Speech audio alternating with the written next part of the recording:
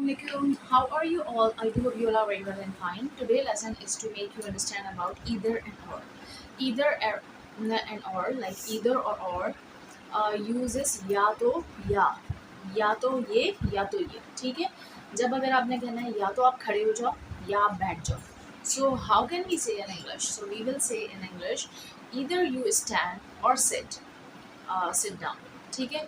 अगर हमें कहना है या तो तुम खा लो या तो तुम पी लो, इधर यू ईट और ड्रिंक, या यूँ भी कह सकते हैं इधर यू ड्रिंक और ईट। इस तरीके से बहुत सारे डिफरेंट सेंटेंसेस है, जैसे कि या तो तुम वॉक कर लो या एक्सरसाइज कर लो, इधर यू वॉक और एक्सरसाइज, इधर यू एक्सरसाइज और वॉक। यानी आगे पीछे आप लोग जो है अपने वर्ड्स को यूज़ कर सकते हैं। द मेन पर्पस इज़ कि आपको पता होना चाहिए कि ईदर और का यूज़ कैसे करना है, कहाँ करना है। बहुत ईजी था, वेरी सिंपल।